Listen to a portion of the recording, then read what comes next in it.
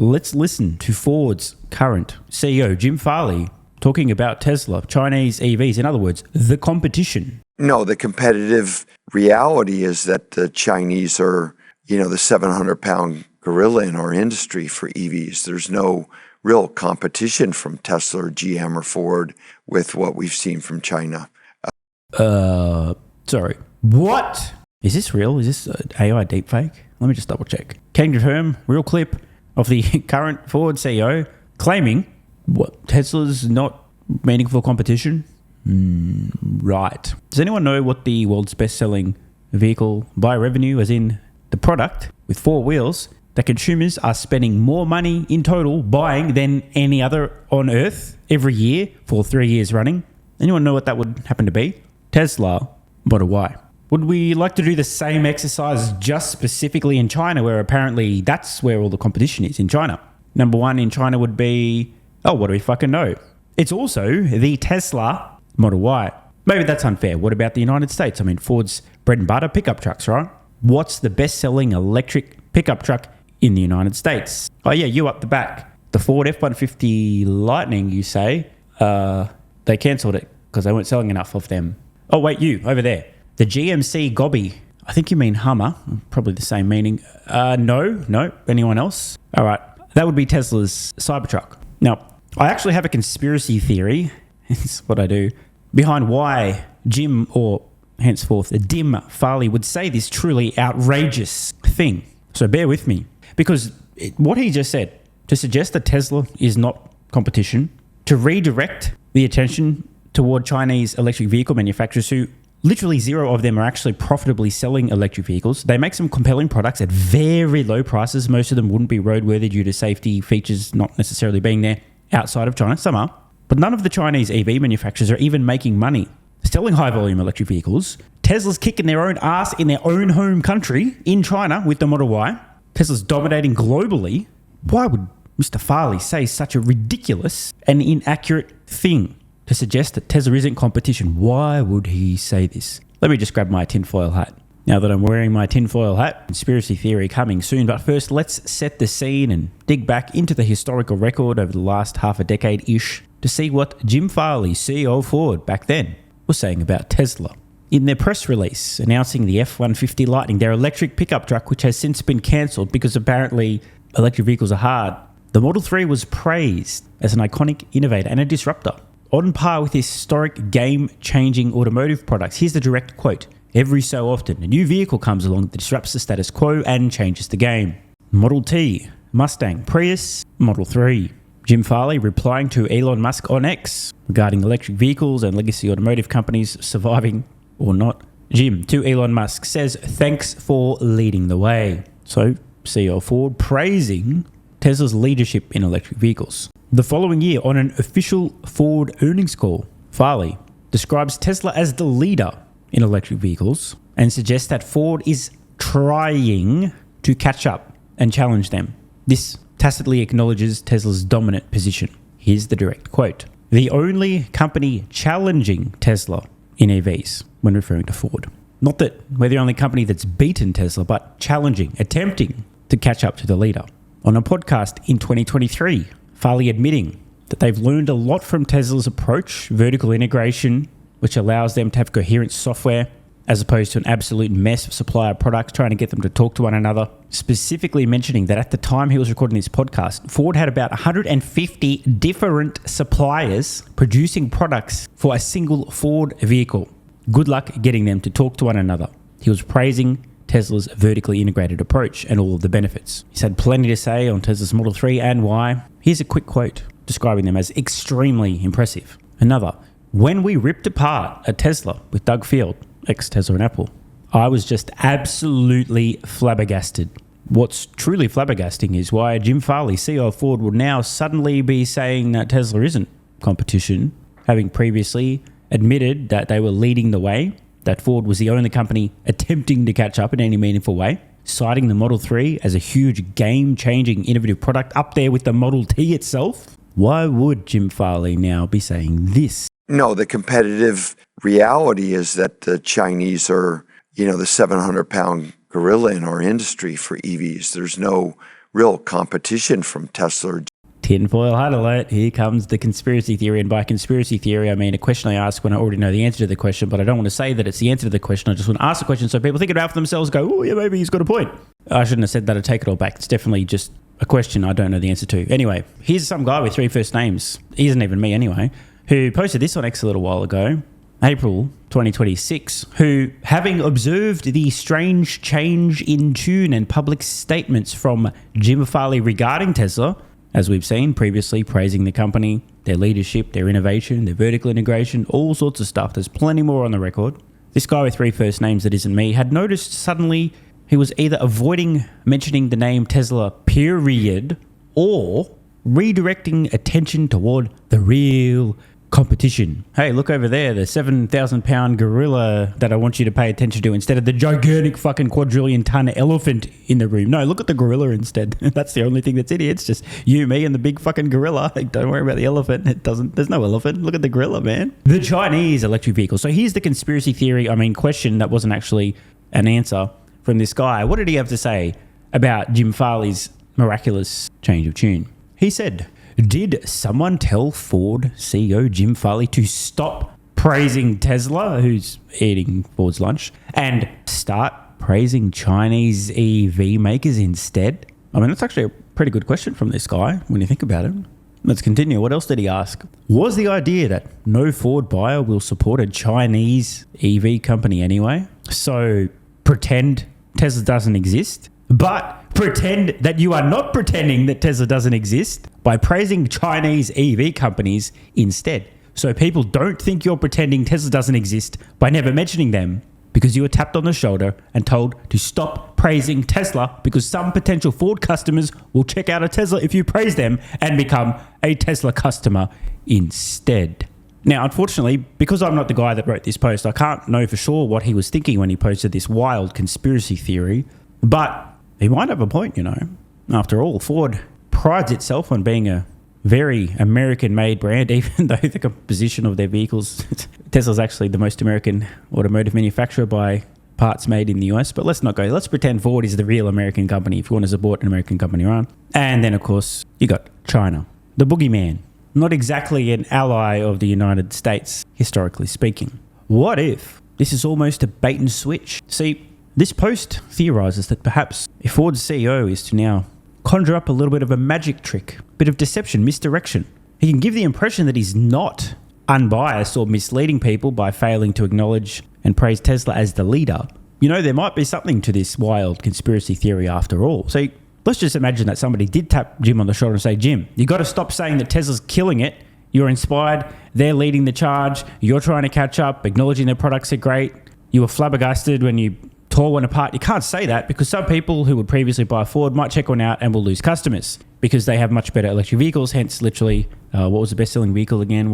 That's right. Tesla makes it in China also. Yes, that's also a Tesla. But we don't want people to think that you're being ridiculous and biased and dishonest, even deceiving them. If you stop talking about Tesla entirely and fail to praise them, people are going to go, but bro, I see Teslas everywhere. Like, everyone's got one. My neighbor's got one. This is the best fucking thing ever. Why aren't you at least admitting that they've got great products? Jim, that would look a little bit too suspicious. So here's the idea instead. You can misdirect everybody's attention. Make them look over there at the Chinese EV. You can praise them because most Ford buyers won't buy a Chinese EV. Plus, I mean, you can't really get a Chinese EV in the US anyway. So we're not going to lose customers if you praise Chinese EVs and pretend that they're killing it. They're the real competition. And people won't distrust you. Go, hang on, why didn't you talk about Tesla, you fuckwit? Because they probably don't have first-hand experience with Chinese EVs, so they'll just take your word for it. Oh, look, he's so unbiased and truthful because he's admitting that Ford's actually behind the Chinese EVs, the real competition that we can't even see or experience in the US because we can't get them here. I mean, again, I don't really know if this conspiracy theory is true, but I'll tell you what, if I were a betting man, I'd say there's probably about a 999 trillion% chance that this is what happened. If I were a conspiracy theorist, that is, because I'm not. So therefore, I mean, this is who would even say something like this? Jim obviously just changed his mind about Tesla and wishes he hadn't made all those previous statements suggesting that they were leading the way and praising their products, right? Nothing to see here. with that wild, ridiculous and absurd conspiracy theory out of the way, which I definitely don't subscribe to, that guy's, I mean, he probably was proactively disobeying when all the people were trying to force him to do the things about 5 or 6 years ago. He might have been given the double bird, tell him to get fucked and leave him alone. Dangerous person, that whoever wrote that conspiracy theory. But anyway, I just wanted to get back to Ford CEO Jim Farley, who's explaining why Tesla isn't competition and why the Chinese EVs are. Please tell us more, Jim Farley, who I trust, who hasn't been tapped on the shoulder and told what to say, what to praise, and where to misdirect and mislead people into looking. GM or Ford, with what we've seen from China, they are, completely dominating the EV landscape globally and more outside of China. Well, that's a curious statement. Now, maybe he's talking about a different fucking planet, but on Earth, where I'm currently recording this, as we discussed earlier in this very video, it wasn't a Chinese-made electric vehicle that consumers have spent more money purchasing than any other vehicle of any kind, electric or otherwise, for 3 years in a row. By the way, we're halfway into the 4th year. Funnily enough, that same vehicle from a US company, Tesla, their Model Y, is even the best-selling vehicle of any kind in China itself, despite competing against local competition and being sold at a price 2, 3, 5 times higher than many of the much more affordable Chinese EVs in China itself. The more Jim Farley speaks, the more I'm starting to think that conspiracy theory might actually have been an extremely accurate description of what actually took place. I'm just kidding. I would never believe a conspiracy theory. Please, Jim Farley, tell us more about this gorilla you would like us to pay attention to instead of the gigantic elephant called Tesla. They have 20 million units locally, about 11 million are EV or EREVs, so half their market. I mean, we're barely at 1 million vehicles here in the U.S. That's 1/10 of the China volume, and Europe's only twice as big as us, so that's maybe only 1/5. And they're successful for good reason. They have great innovation, low cost. For example, they've bet on LFP technology, not these expensive lithium batteries. There's hundreds of companies. They're all sponsored by their local governments, so they have huge subsidies. And they're new brands. It's BYD and Geely and, companies like NIO and Xiaomi that have, many of them never been in the car business before, and that's a big advantage for them. And so in China, the brands that are winning are indigenous brands, and they're not global automotive companies. Hey, Jim, blink twice if you need help. It's becoming increasingly more difficult to take serious anything that Mr. Farley is saying here. Now, it is true that Chinese electric vehicle manufacturers are producing a lot of vehicles, admittedly losing money doing so, and they're beginning to sell outside of China, countries like Australia and also many parts of Europe. They're not yet producing these vehicles profitably, but let's ignore that. But Farley has just suggested that in China, indigenous Chinese companies are winning in China with electric vehicles. And meanwhile, the gigantic quadrillion-ton elephant in the room, Tesla, has a product called the Model Y, which is outselling every single one of the indigenous Chinese EVs in China, despite, as I said earlier, a starting price 2, 3, 4, 5 times higher than much of the indigenous competition. China, the brands that are winning are indigenous brands, and they're not global automotive companies. Silly me. I was under the erroneous impression that Tesla was a global automotive brand, currently winning in China. And by winning, I mean number one selling vehicle of any kind in China.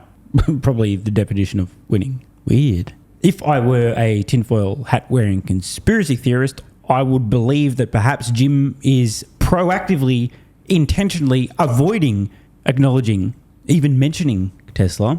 But if I wasn't a conspiracy theorist, I would have a question for Farley. What possible reason could there be for opening this clip up suggesting Tesla isn't competition, then suggesting that globally Chinese EVs are dominating, and then having the audacity to imply that in China it's Chinese EVs that are killing it, when we know the world's best-selling vehicle by revenue for 3.5 years in a row and the number one selling vehicle of any kind in China are both the same vehicle, Tesla's Model Y. What possible reason could there be for Farley not acknowledging this, if the conspiracy theory about the tap on the shoulder is not, in fact, an accurate description of what actually occurred? Motherfuckers.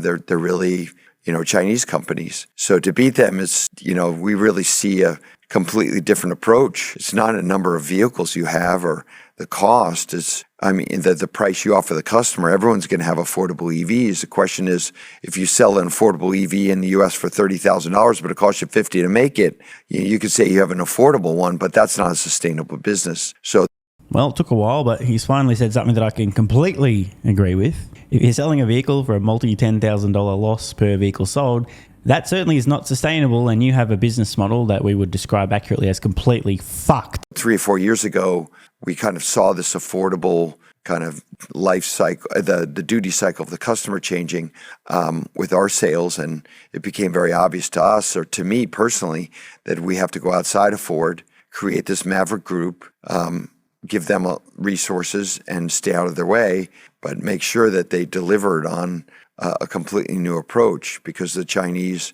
are so formidable. They have so much support from the government.